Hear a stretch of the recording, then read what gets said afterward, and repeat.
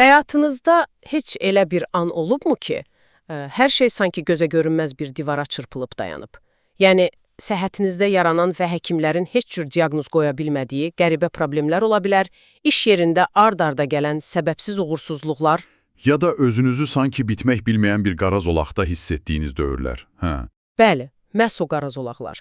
Adətən belə olanda, hətta ən rasional, əlində ən son model smartfonu olan və ancaq elmin gücünə inanan müasir insan belə bir anlıq dayanır və düşünür.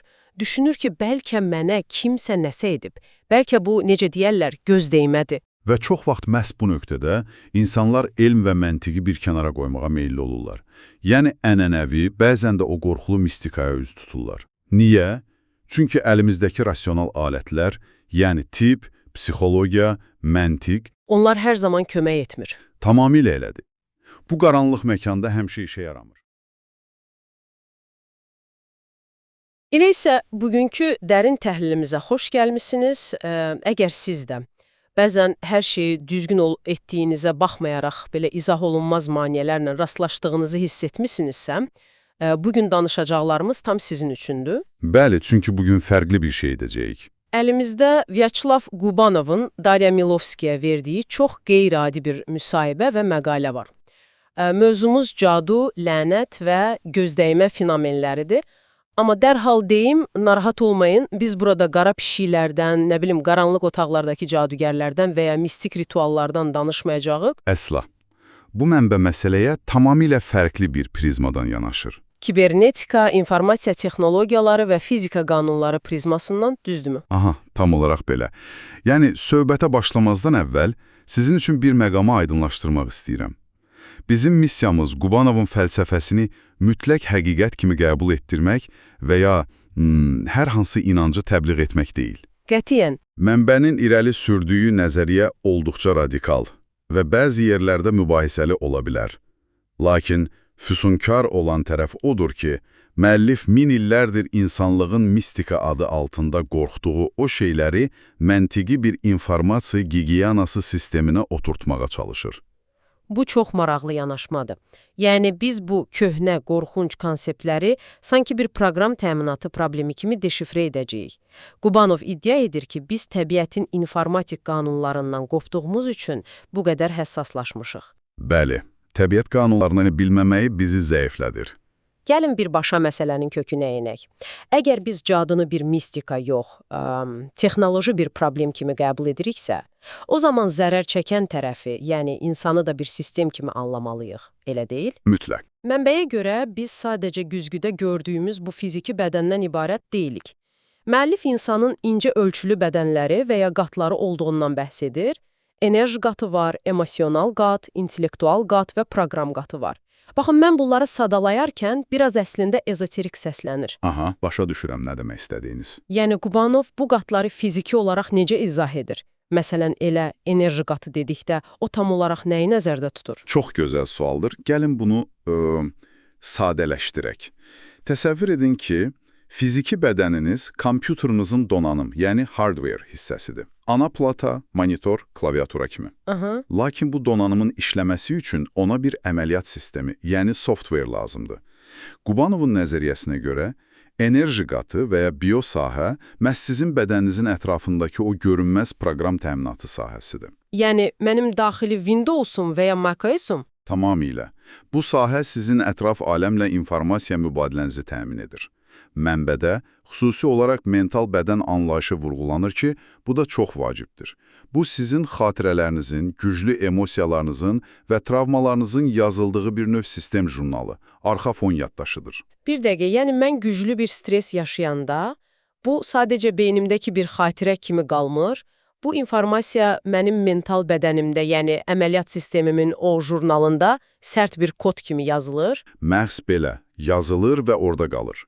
Və Gubanovun modelinə əsasən cadu dediyimiz şey, xaricdən kimsənin sehirli çubuq yelləməsi deyil. Bəs nədir? Bu, sizin həmin o enerji və ya informasiya qatınıza kənardan daxil olan, sistemin strukturunu deformasiyaya uğradan bir növ zərərli proqram, yəni malware'dir. Aha. Və əgər sizin fərdi sisteminiz, dünya görüşünüz və psixoloji vəziyyətiniz sağlamdırsa, Bu, elə sizin daxili antivirusunuz rolunu oynayır.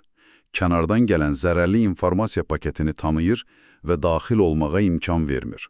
Bu həqiqətən də çox maraqlı konseptdir. Çünki əgər problem kompüter virusudursa, mənə sadəcə yaxşı bir antivirus lazımdır. Amma gəlin razılaşaq ki, hacker hücumları həmişə kənardan olur. Yəni mən dərhal düşünürəm ki, kimsə haradasa oturub mənə qarşı qəsdən bu zərərli kodu yazır. İnsanların çoxu məhz belə düşünür.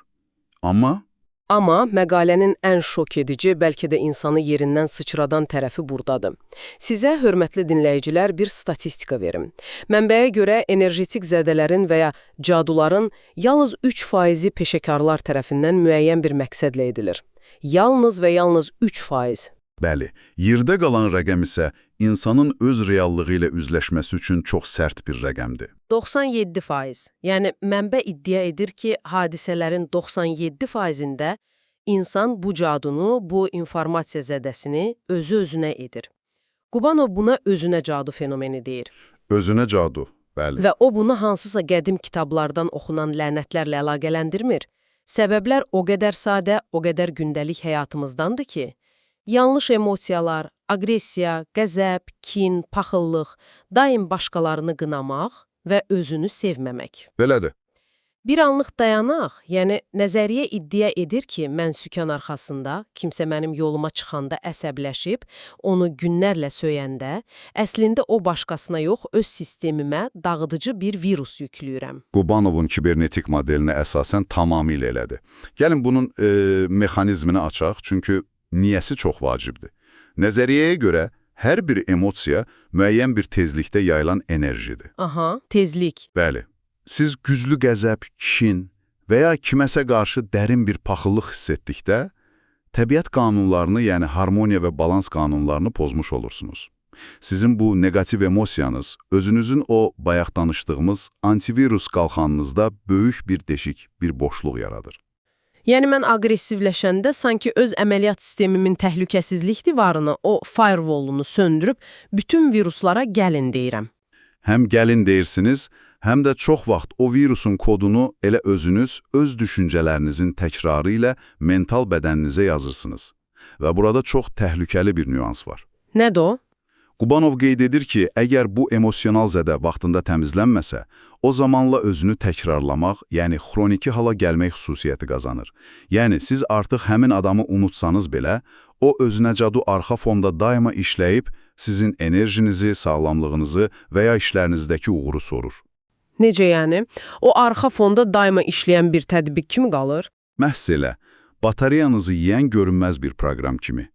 Hətta o 3%lik kənar, peşəkar hücumlar belə, əksər hallarda ancaq sizin sisteminizdə qorxu və ya özgüvənsizlik kimi açıq qapılar olduqda işə düşür. Zəiflik yoxdursa, heç bir xarici zərərli kod sizin sistemə yerləşə bilməz. Vallah, bu adamın boynuna çox böyük məsuliyyət qoyur. Yəni, niyə mənim başıma bu işlər gəlir deyib şikayətlənmək əvəzinə mən hansı düşüncəmlə öz sistemimi çöktürdüm deyə düşünməliyik. Tamamilə haqlısınız, məsuliyyəti öz üzərimizə götürməliyik. Amma gəlin o yerdə qalan 3%-ə, yəni xarici təsirlərə qaydaq. Biz özümüzü qorumağı öyrəndik tutalım. Amma reallıqda insanların ən çox qorxduğu şeylər o kənardan gələn fiziki müdaxilələrdir. Mənbə bu kənar müdaxilələrin mexanizmini necə izah edir? Bildiyim qədər, müəllif burada hər şeyi konkret qruplara bölür. Bəli, qruplara bölür. Məsələn, zərərli informasiyanın birbaşa sistemə yeridilməsi var, yaxud da əksinə enerjinizin bir hissəsinin sizdən qoparılması var, amma mənim diqqətimi çəkən fiksasiya adlanan təsir növü oldu. Aha, fiksasiya. Yəni, inkişafın qarşısını almaq. Qubanovun fəlsəfəsinə görə, hər bir canlı sistem daimi hərəkətdə bir dəyişimdə olmalıdır. Kimsə kənardan sizin bu axınınızı donduranda, bu ağır enerjetik zədə sayılır. Məqalədə bununla bağlı çox vizual, əla bir nümunə var idi. İspaniyalı məşhur rəssam Francisco Goya ilə bağlı rəvayət. Bəli, o hissə çox maraqlıdır. O, öz kətanları üzərində işləyərkən, rəsm tam hazır olana qədər heç kimi, yəni qətiyyən heç kimi emalatxanasına buraxmırdı. Hətta deyərlər ki, kral belə gəlsəydi, rəsm bitməmiş ona baxmağa icazə vermirdi. Niyə? Mənbə bunu məhz vizual fiksasiya qorxusu ilə izah edir. Gəlin bu hekayəni yenə o kibernetik nəzəriyyəmizi uyğunlaşdıraq. Rəssam yaradıcılıq prosesində olanda onun informasiya kanalı açıqdır. İdeya hələ formalaşır, axındadır. Aha, yəni proses gedir. Bəli. Kənar bir şəxs, xüsusən də güclü bir enerjiya malik kimsə, o yarımçıq işə baxdıqda öz şuurunda o mənzərəni tamamlanmış kimi dondurur, yəni fiksasiya edir. Qubanovun nəzəriyyəsinə görə bu kənar fiksasiya rəssamın incə enerji qatındakı axını bloklayır, yaradıcılıq prosesini sanki kilitləyir. Dondurur, bəli. Məhz buna görə də bir çox mədəniyyətlərdə hələ formalaşmamış ideyaları, yeni doğulmuş körpələri və ya təzə başlanan layihələri çox erkən mərhələdə başqalarına göstərməkdən çəkinirlər. Deməli, sirrini heç kimə demə məsləhətinin arxasında sadəcə qısqancılıq yox, eyni zamanda başqasının sənin prosesini beynində dondurub inkişafı dayandırması ehtimalı dayanırmış. Belədir. Çox məntiqlidir. Bəs əşyalar, cəmaət arasında buna astar və ya patkladka deyilir. Qapının ağzına qoyulmuş iynə, yolda tapılan pul, saç. İnsanlar belə şeylərdən dəhşətə gəlirlər. Daha pis odur ki, kimsə sənə qəsdən nəsə etməsə belə, sadəcə məlumatsızlıqdan hansısa əşya vasitəsilə sən o virusu tuta bilərsən. Bu ən təhlükəli məqamlardan biridir. Məqalədə 90'ların Rusiyasında baş verən o dəhşətli, eyni zamanda tragikomik hekayəni xatırlayıram. Yəqin siz də yadda saxlamısınız. İçində qətl törədilmiş, amma qanı yuyulub ikinci əl kimi satılan avtomobilləri alan adamların başına gələnlər. Qubanov iddia edir ki, o maşınları sürənlər ard-arda eyni aqibəti yaşayırmışlar. Niyə belə olur axı? O maşınların dəmiri lənətlənmişdi. Dəmir deyil, informasiya lənətlənmişdi, belə deyək. Qubanov burada təbiətin iki əsas qanununu izah edir ki, bu bəlkə də bütün sistemin ən vacib hissəsidir. Birincisi, uzaq mənzilli təsir qanunudur. Bu qanun deyir ki, mənbə ilə qəbul edici arasında informasiya mübadiləsinin gücü məsafədən yox, onların arasındakı uyğunluq, yəni rezonans dərəcəsindən asılıdır. İkincisi isə yaddaş qanunudur. Yəni zaman və məkanın heç bir əhəmiyyəti yoxdur. Əgər bir əşya ilə bir hadisə arasında enerjetik əlaqə qurulubsa, o informasiya əşyada qalır. O maşınlara gəldikdə, bir insanın içində vəhşicəsinə öldürüldüyü maşın, həmin o dəhşət, ölüm və stres informasiyasını öz metalına, öz biosahəsinə yazır. Və mən gedib o maşını alıb, sükan arxasında keçəndə, özümü bilmədən o informasiya sahəsinə daxil edirəm. Yəni, sadə bir bənzətmə ilə desək, sanki mənim təmiz su gələn kranıma birdən-birə zəhərli, paslı bir boru calayırlar. Bəli, çox dəqiq bənzətmədir. Paltarlarını geyinməyi də məhz eyni səbəbdən təhlükəli sayır, elə deyil? Tam olaraq öylədir. Siz xəstə insanın paltarını geyinəndə, onun informasiya matrisi ilə öz sisteminiz arasında birbaşa və daimi bir kanal açırsınız. Məhz buna görə də müəllif qətiyyətlə məsləhət görür ki, xüsusilə ağır xəstələrin və dünyasını dəyişmiş insanların şəxsi əşyaları yandırılmalıdır. Bəs yandırmaq mümkün deyilsə? Əgər bu mümkün deyilsə, xüsusi psixotexnikalarla həmin əşyaların informasiya sahəsi sıfırlanmalı, yəni təmizlənməlidir. Əks halda o paslı boru sizi daima zəhərləməyə davam edəcək. Əşyalarla bağlı informasiya gigiyenası mənə tam aydın oldu. Amma indi mənbədəki elə bir iddiaya gəlib çatdıq ki, düzünü desəm bunu oxuyanda mənim içimdə ciddi bir müqavimət yarandı. Təxmin edirəm hansı hissədir. Çünki bu bizim uşaqlıqdan öyrəndiyimiz bütün əxlaq, mərhəmət və insanlıq normalarına tamamilə ziddir. Söhbət canı yanmaq cadusundan gedir.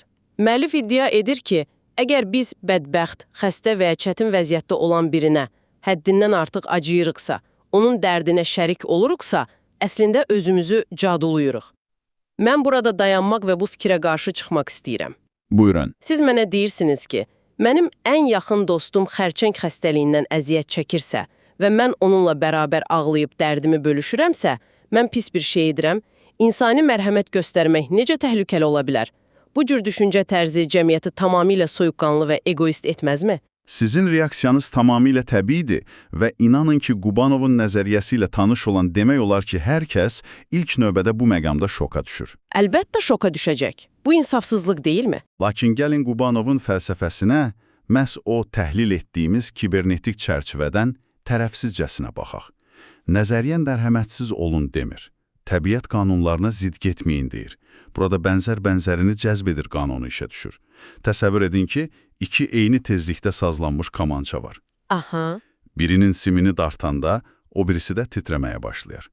Siz xəstə insana dərin bir şəkildə acıdığınızda və onun yerində olsaydım nə edərdim deyə empatiya qurduğunuzda, şuuraltı olaraq öz tezliyinizi onun xəstəlik tezliyinə uyğunlaşdırırsınız. Yəni mən onunla eyni radio dalğaya girirəm. Tam olaraq. Və o dalğaya girdiyiniz an, siz ona sadəcə mənəvi dəstək olmursunuz, siz enerjetik olaraq bir donora çevrilirsiniz. Sistemlər birləşir və xəstə insanın qüsurlu informasiyası, yəni o virusu, sizin sağlam sisteminizə axmağa başlayır. Müəllifin çox məşhur bir bənzətməsi var. Nədir o? Qaynaqçı niyə dəmir kəsəndə maska taxır? Çünki qığılcımlar onun gözünü kör edə bilər. Reanimasiyada işləyən cərrah, xəstəyə yazığı gəlir deyə əlcəklərini və maskasını çıxarıb əməliyyat edir. Yox, əlbəttə. Çünki infeksiyaya yoluxsa, xəstəyə də kömək elə bilməyəcək. Emosional empatiyada belədir. Məqalədə çox sərt bir cümlə var. Donorlar birinci ölürlər. Əgər siz daim başqalarının dərdini özünüzə yükləyirsinizsə, daxili antivirusunuz çökəcək. Valla məntiqlidir, amma emosional olaraq qəbul etmək çətindir. Bəs onda alternativ nədir? Qubanov dostumuzu o vəziyyətdə tək buraxmağı təklif edir. Xeyr, qətiyyən. O şərik olmaq əvəzinə öyrətməyə təklif edir. Qubanovun modelinə görə heç bir xəstəlik və ya problem təsadüfi deyil. O qeyd edir ki, səhv etməyən bədən xəstələnmir. O cümlədən mənbədə Tibet təbabətinin təməl kitabı olan Juchiyə isnad edilir. Orada nə deyilir? Orada deyilir ki, insanı o vaxt müalicə etmək effektivdir ki, o öz xəstəliyinin səbəbini, yəni etdiyi informasiya və ya emosional səhvi dərk etsin. Deməli, siz dostunuza acımaqla onun probleminin səbəbini ortadan qaldırmırsınız. Sadəcə onun nəticələrini öz üzərinizə götürürsünüz. Lakin təbiətin çox sərt bir qaydası var ki, müəllif bunu xüsusi vurğulayır. Hansı qayda? Səndən 3 dəfədən az istənilən şeyi heç vaxt etmə. 3 dəfə. Niyə məhz 3 dəfə? Bir dəfə kömək istəsə bəs etmir? Çünki insan bir dəfə sadəcə giləylənə bilər. İkinci dəfə emosional çıxış yolu axtara bilər, yəni kiməsə ürəyini boşaltmaq üçün. Amma üçüncü dəfə eyni köməyi istəyirsə, deməli o şuurlu şəkildə dəyişməyə, problemi dərk etməyə hazırdır. O hazır olmadan sizin edəcəyiniz hər bir müdaxilə zorakılıq sayılır və onun inkişafının qarşısını alır. Aydındır. Baxın, bu cür yanaşma əvvəlcə insana çox yad və soyuq gəlsə də, əgər biz kainatı böyük bir təlim mərkəzi kimi qəbul etsək, daxili bir məntiqi var. Bəli, məntiq var. İndiyə qədər biz çoxlu qorxulu ssenarilər cızdıq, özümüzü cadulayırıq, əşyalardan virus tuturuq, mərhəmət edəndə zədələnirik. Bütün bunlar bizi paranoyak etməməlidirmi? Lakin Qubanovun məqaləsinin sonuna doğru mənzərə tamamilə dəyişir. O deyir ki, əslində bu lənətlər, cadular və enerjetik zədələrin çox böyük, hətta deyərdim ki, işıqlı bir məqsədi var. Tamamilə doğrudur. Və məncə bütün bu fəlsəfənin ən dəyərli o aha anı məhz buradadır. Bəli, Qubanov yazır ki, cadu heç də bizi məhv etmək üçün dizayn olunmayıb. Bu, təbiət tərəfindən bizə verilmiş fərdi bir ev tapşırığıdır. Yəni, əgər sizin sisteminizə bir virus sızıbsa, bu təbiətin sizə vurduğu bir xəbərdarlıq zəngi, bir, necə deyərlər, sehirli təpikdir. Çox düzgün ifadədir, sehirli təpik. Bu o deməkdir ki, sizin dünya görüşünüzdə nəsə səhvdir və siz artıq dəyişməli, inkişaf etməlisiniz. Şagird hazır olanda, müəllim də hazır olur məntiqi ilə yanaşsaq, problem əslində bizim müəllimimizdir. Ən maraqlısı odur ki, mənbəyə görə Allah heç kimə gücü çatdığından artıq imtahan vermir. Bəli, bu çox önəmli nöqtədir. Yəni, qarşılaşdığımız hər bir enerjetik virusu təmizləmək üçün daxili kodlarımızda artıq bir antivirus düyməsi mövcuddur. Sadəcə onu necə işə salacağımızı tapmalıyıq. Elədir. Və Qubanov bunun sadəcə nəzəriyyədə qalmaması üçün konkret çıxış yolları təklif edir. Biz burada insanlara sadəcə kitab siyahısı oxumaq istəmirik təbii ki. Gəlin mənbərin təklif etdiyi ən güclü və təməl yanaşmalardan birini, yəni praktik olaraq nə edə biləcəyimizi müzakirə edək. Təbii, gəlin. Qubanovun xüsusilə üzərində durduğu psixotexnikalardan birinin təməlində informasiya əlaqəsinin kəsilməsi dayanır. Necə işləyir? Məsələn, kimsə məni çox pis qəzəbləndiribsə və mən öz sistemimə o dediyimiz virusu yükləmişəmsə, bunu necə təmizləyirəm? Müəllifin yanaşmasına görə emosiyanı bastırmaq həll yolu deyil, çünki o bastırılanda hələ də mental bədəndə qalır. Təklif olunan texnika şuurlu olaraq o hadisəni yenidən canlandırmaqdır. Lakin bu dəfə ona qurban kimi yox, kənardan müşahidəçi kimi baxırsınız. Aha, maraqlıdır. Qubanov məsləhət görür ki, sizə zərər verən və ya enerjinizi soran o keçmiş hadisəni və ya insanı beyninizdə bir ekran kimi canlandırın. Sonra isə özünüzlə o ekran arasında uzanan görünməz, bəzən qalın bir ip və ya kabel təsəvvür edin. Bu, sizin okurduğunuz enerjetik Wi-Fi bağlantısıdır. O zəhərli kanal. Bəli. Sonra təxəyyülünüzdə güclü bir şuurlu qərarla o kabeli kəsin. Bu, kənardan bəlkə də sadə bir vizualizasiya kimi səslənə bilər, amma Qubanovun kibernetik modelində siz bununla beyninizə, yəni o mərkəzi prosesorunuza fəaliyyəti dayandırmaq barədə dəqiq bir komanda göndərirsiniz. Yəni bir növ stop əmri verirəm. Bəli. Amma proses bununla bitmir.